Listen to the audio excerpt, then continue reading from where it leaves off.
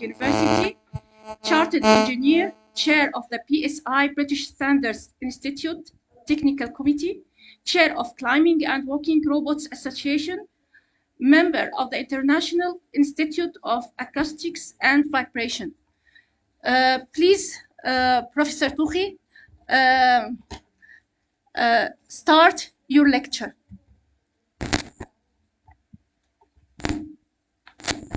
Okay, can you see the screen? Yes. Okay, great. But, thank you very much for the invitation. Yeah. I do apologize for the technical issue. I'm not sure whether it was me or your end, but hope the thing will be okay. What I would like to do in this presentation, basically bringing in some information of research works which have been done over the last few years on the robotic assistance for mobility and rehabilitation. So this is basically an idea of looking through a whole range of approaches which fall within this particular area of activity. Can you extend your screen?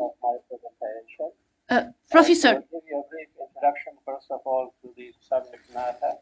Can you extend your screen if you hear me? Then we'll talk about the concept of functional electrical stimulation as a mechanism to, in fact, create or, in fact, to realize mobility in individuals who may have impairment in their physical ability or in their mobility.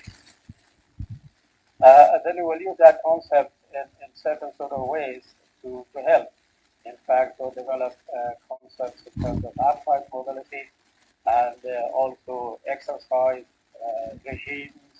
And then towards the end, I'll talk about wheelchair mobility as well, in a way to support or help, in fact, individuals needing mobility in that sort of context. And we will conclude the presentation following that. So, as we understand, I think this is a very clear sort of matter that there is a sizable population of the community which suffers from problems from spinal cord injury. And there are a whole range of issues and, in fact, problems associated with such situation with individuals. There are set of primary problems, and examples of those would be walking disability, a prime matter of concern.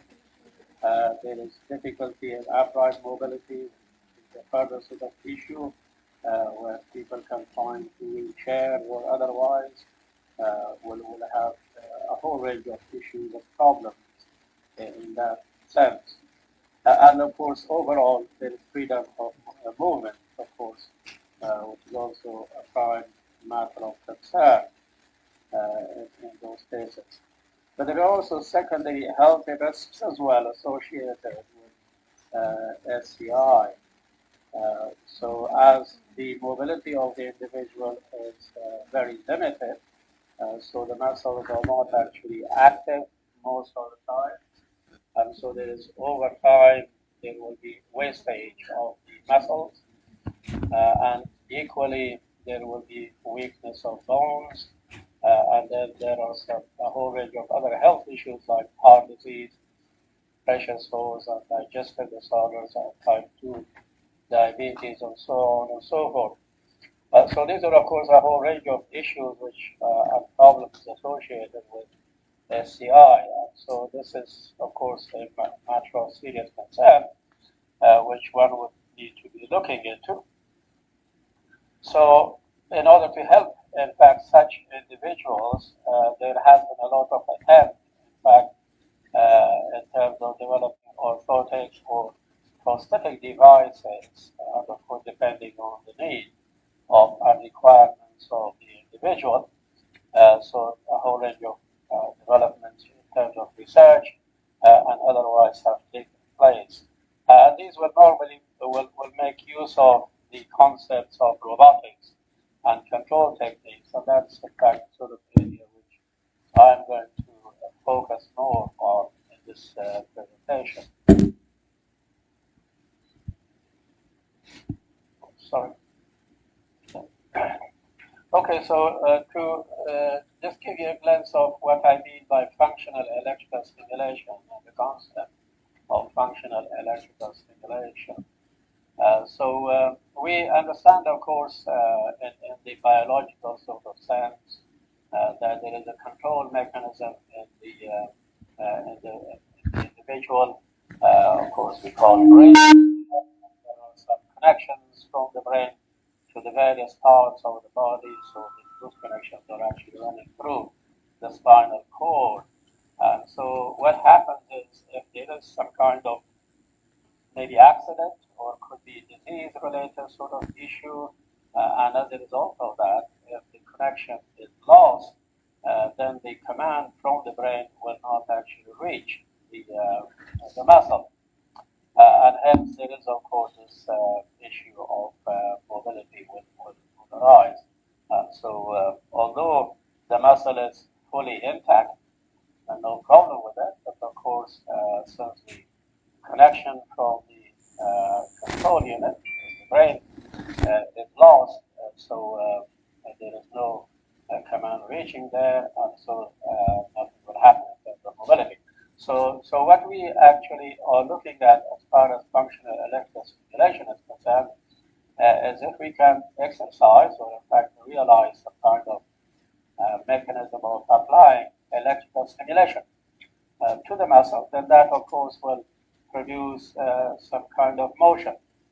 So here is an example of putting, for example, some electrodes on the quadriceps of the individual. If we apply that stimulation, in fact, we stimulate the individual, then of course there is some kind of motion you can realize basically. Now, how you stimulate, of course, the muscle for how long and in what sort of sense, of course, will give you the corresponding kind of motion. So, from our perspective, what we would be interested in is to make sure that we regulate this stimulation of the muscle in a proper sort of way, so that the required motion is realized. Plus, at the same time, of course, there is a prolonged sort of movement and mobility. So, of course, the concept of functional electrical stimulation is not a new concept. It has been, of course, with us for quite some time. So it has been, of course, the earlier attempts in the 1960s, which were taking place to in fact, support or help individuals with the food drop sort of situation. In fact, so this is an example of that, which essentially is the mechanism is trying to support, in fact, or correct the food drop, which could be as a result of a stroke or some other sort of situation occur, in fact, in the individual. And of course, the concept has also been utilized in a number of other forms, and of course, in different sort of situations like the paraplegic standing is one mechanism for paraplegic standing. In the 1963, you have an example, 1960s there, and also paraplegic gait sort of mechanism realized in the 1970s, quadriplegic, so hand grasping and all the rest. So a whole range of techniques as well, but also, in fact, the mechanism has been utilized in the neuro control freehand sort of situation as well. So there have been, of course, some products developed in this sort of sense to help individuals needing the technology. Now, of course, I talked about the application of the stimulation on to the muscle. Of course, there are two ways to do that as well. So one is on the surface of the muscle, and there. But but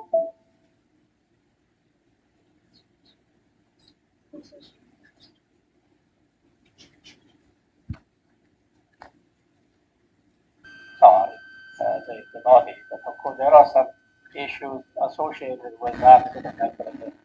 For the surgery and all that, one would have to make sure that there is a proper maintenance of mechanism. Of course, the benefit and the better side of it is that if the electrodes are placed through surgical operation, the signals obtained or the actuation which is made in there will be more, in fact, accurate as opposed to having surface electrodes and so on. So there are some pros and cons, of course, associated with those. But the concept is an interesting one. One could utilize, in fact, this mechanism. But the other issue, which of course is there, is one should realize is that you apply stimulation to the muscle. On the one hand, of course, you want to have a proper regulation of the muscle. And at the same time, of course, when it comes to mobility, one would want to make sure that there is a prolonged, in fact, movement realized as well. So there are those two requirements in there. But then, of course, looking at the control sort of side, or regulation sort of side, we are talking about a non-linear system here. So the complexity in terms of actuation and realization of a control mechanism used having this non-linear system, of course, will be an issue. And in terms of the prolonged, in fact, movement of mobility, if one applies the stimulation for long durations of time, then the muscle, of course, will get fatigued. And so one cannot apply prolonged stimulation to the muscle. So one has to be careful in terms of not making the muscle tired, because it will not respond after a while. And so there has to be some kind of balance there as well in terms of the stimulation and so on. So one of the things which we have done, of course, is to combine this concept with a mechanical system in the form of a robotic mechanism or skeleton and so on. And so some of the approaches which have been utilized are in the way of standing and walking, for example. So you can realize the concept with a combination of a mechanical system like a walking frame, for example, an exoskeleton as well, in addition to the stimulation of muscle. Of course, the walking frame and these sort of mechanisms are basically for stability purposes, which are being utilized with the concept. So there has been, of course, attempts. This is an example of the research taking place, which has taken place in the 1990s in Poland. Now, this is an interesting one in the sense that you can see the foot sort of print is a bit large. This is a way of ensuring that there is stability ensured, of course, but then it's a pretty crude mechanism in the way of realizing the whole system. But that was, of course, an attempt there. Now, other examples which I can bring in here is this. This is an example of a research work which took place in Italy. So you have this mechanism of walking support, which also houses the powering mechanism for the exoskeleton here, and of course the actuation mechanism for the individual as well. And using, of course, stimulation of the muscle with crutches. This is another example, a few examples which were researched in the Okay, so this particular sort of video on the right hand side show you actually how the stimulation. And so this is again walking crutches with stimulation of the muscle for actuation.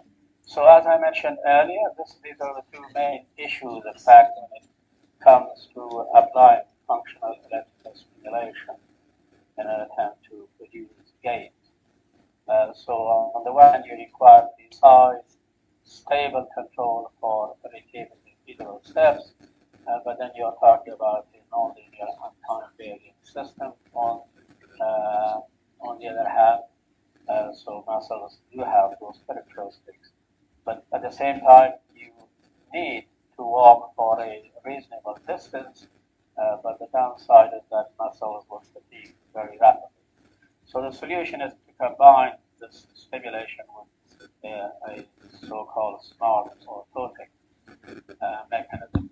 And so to that end, there has been, of course, attempts, which I can bring a couple of those to you here. One of the first attempts which were made in the US was to develop this, in fact, control brake orthosis. So the idea basically is that you have an orthotic mechanism there, and you have in fact, a braking mechanism, which is in the way of control and stability is there. And of course, you have stimulation of the muscle as well in there. So they did actually have quite a bit of success in this particular sort of context. So this was again the work which was taking place in the 1990s. In fact, so it's a combination of control mechanism, a mechanical system in the form of orthosis, and functional electrical stimulation, in fact, combined. Now, a further attempt, which was somehow similar to the one which you just saw, is the spring brake orthosis. Now, this is something which we did here in Sheffield some time ago. So, in addition to the control sort of mechanism and the braking mechanism, and also this mechanical facility in the form of orthosis, we introduced a spring as well. Now, spring was introduced basically to ensure that we don't need a lot of power, if you like. So if we can make use of the energy, in fact, which is there in the system, and then store that energy in the spring during part of the gate, and then release it in the other part of the gate, then that will, of course, be a beneficial thing to do. So here, what I'm actually showing you in this particular slide, in the way of these graphs, is that you have a trajectory, in fact, of the knee angle, which, of course, you can realize that with the spring, in fact, stored energy to, in fact, follow the required sort of trajectory there. But there is a time, of course, when the energy is exhausted. Then at that time, then you apply the stimulation of the muscle, and that will allow you to actually lift, in fact, the trajectory back to the normal sort of level, and so on.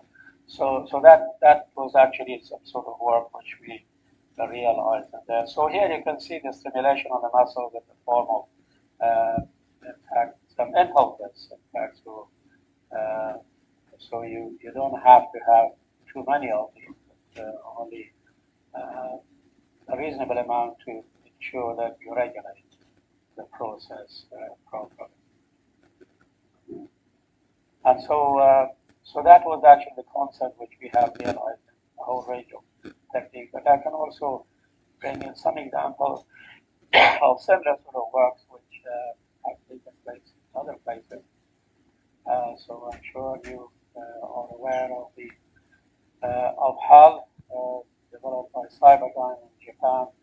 It's an example, another example which was developed in Japan. This is an interesting one.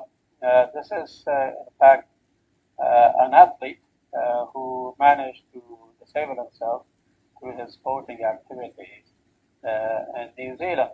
And so the company in New Zealand developed this heavy, in fact, orthotic mechanism, which is, of course, the weight of this will ensure that stabilization is achieved. But of course, it's very crude and very heavy sort of facility there. So other examples which one could realize is FES and orthotic mechanisms will be for paraplegic or elderly sort of people, and also hemiplegia as well. We looked at individuals who would suffer, following a stroke, will suffer from this phenomenon of having imbalance in their movement of legs or hands, and so one side would be affected. So one could actually apply these techniques to those as well. So that much for mobility in the upright and so on. But let me also bring you some examples of the exercise regimes. So one could actually utilize these concepts also to allow individuals with disabilities to carry out exercises in the sense of ensuring that their muscles stay healthy. So rowing exercise, of course, is a typical example which one could utilize maybe with upper body effort, or even in fact with no upper body effort as well could be done as well. So this one doesn't play for some reason. I'm not sure why, but anyhow. So one could of course have these mechanisms. Again, the idea is that you apply stimulation to the muscles, the quadriceps,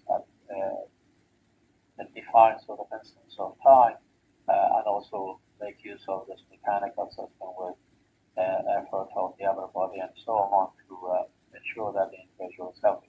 So this is in fact an example of the type where you have arm exercise. And this particular individual, having done this exercise, has commented that this has actually improved his health quite a lot. So that's quite good. And also, of course, you could have cycling sort of exercise. Now, one of the things which happens, of course, with cycling is that you have this dead point, in fact, and that's sort of location where you could apply the stimulation to the muscle, so to help the individual, in fact, have a smooth sort of cycling exercise, in fact, as well.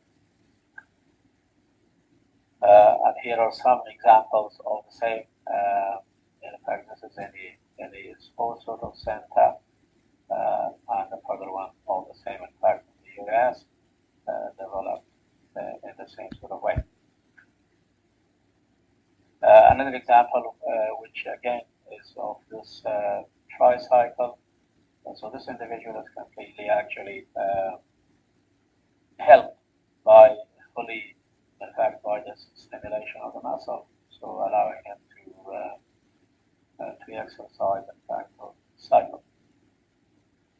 And equally, of course, set to stand or stand to sit sort of mechanisms or exercises are quite important for individuals. Of course, we being not being affected by such impairment, of course, may not appreciate the fact that when an individual is confined to a wheelchair and so on, will find it very much important, of course, from a health perspective, to stand up and stay upright, of course, for a certain period of time during the day.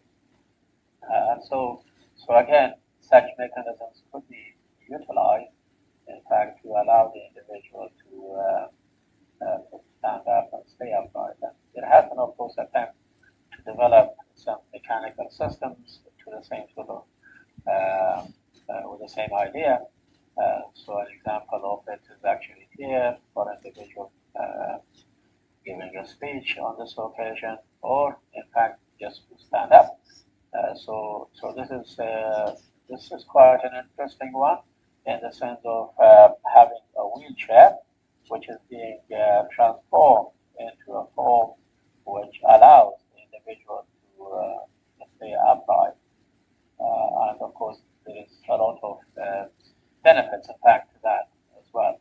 So that concept, of course, this idea was something which we took up as well, and we came up with this idea of reconfigurable wheelchair design. So here, what we are talking about essentially is this: that you have an individual who is confined to a wheelchair, and wheelchairs normally happen to be four-wheeled.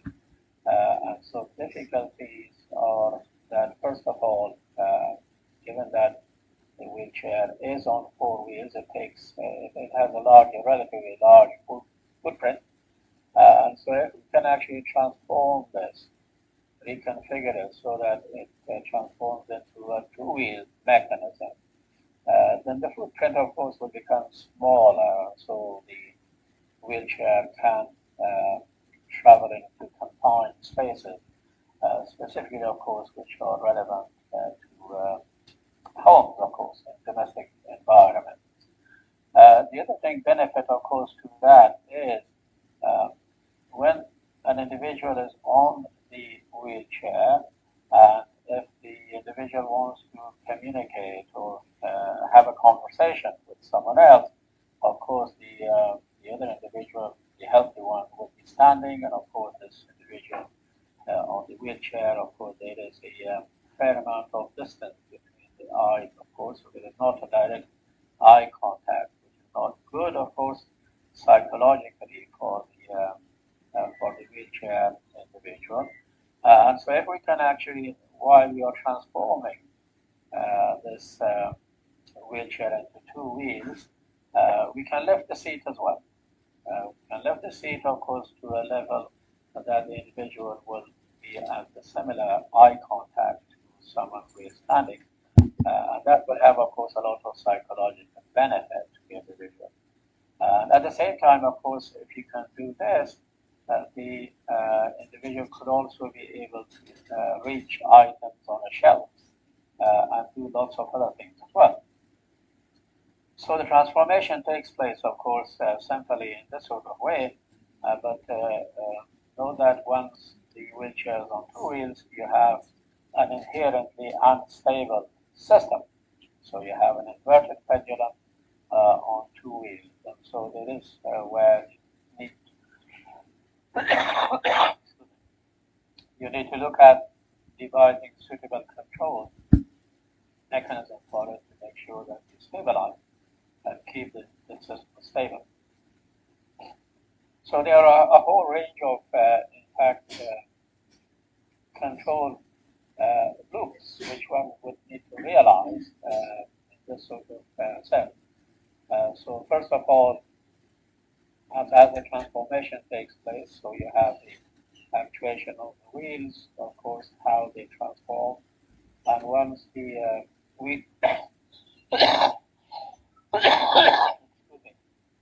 once the wheelchair is on two wheels, then you need to control the health of the wheelchair so that there is no fluctuation, in fact, and it stays, of course, upright, so stability of the system, so on and so forth. And of course, one could have a whole range of control loops, and these are all actually very simple in this sort of feedback sort of mechanism.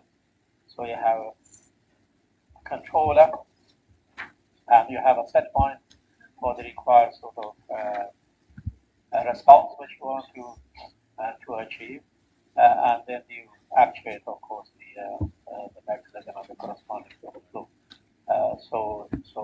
fluctuations are a whole range in there, and the corresponding response there as well.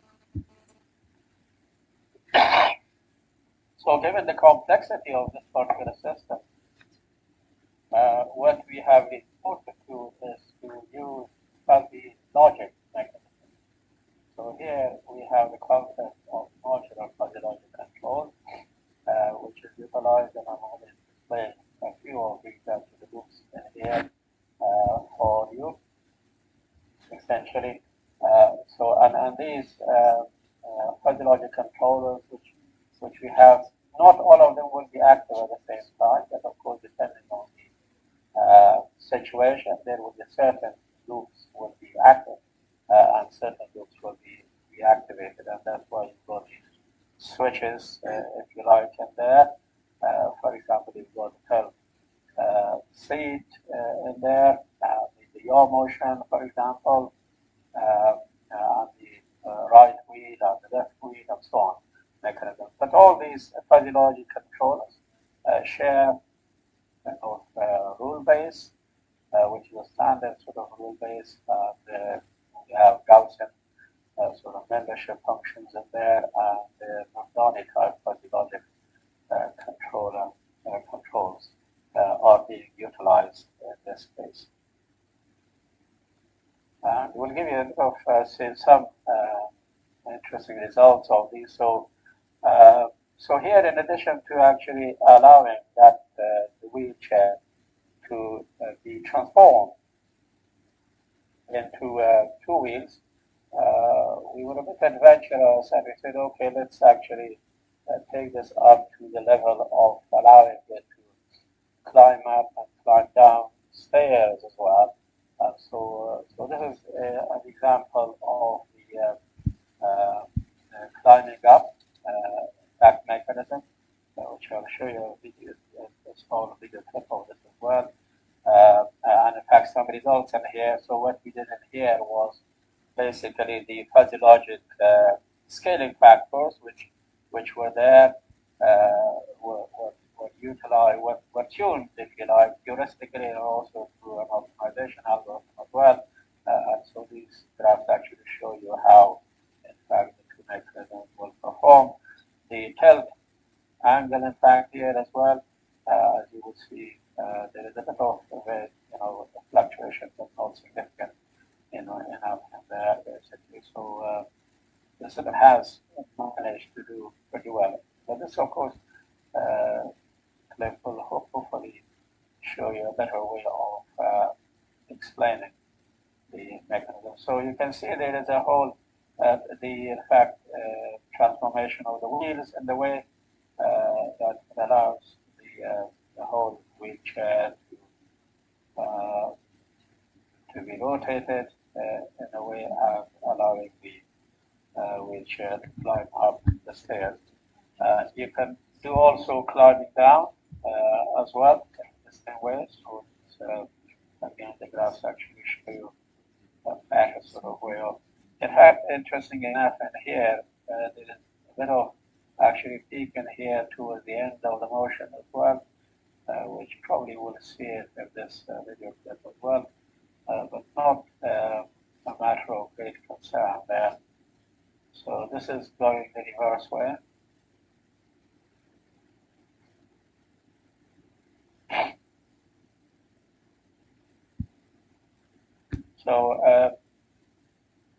So that's, of course, the important thing actually is that the motion, the way it is realized and in fact controlled, is that for the individual, the tilt angle actually is very much minimized so that there is no fluctuation. So that's actually quite important for the individual. Now, another way of a further level to this was to allow the same wheelchair realize standing up and sitting down sort of mechanism as well. And so here you have the wheelchair in four wheels, so it is transformed into two wheels, but stays in there in a way that the individual actually can stand up and stay upright, and then sitting down, of course, will be the reverse of the mechanism there. So there is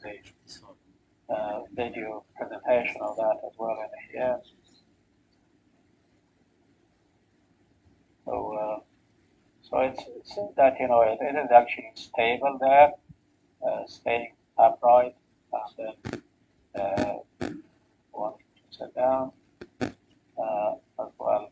Seems to be doing okay. Okay, so I hope this was interesting. In fact, to you, the concept which I brought up.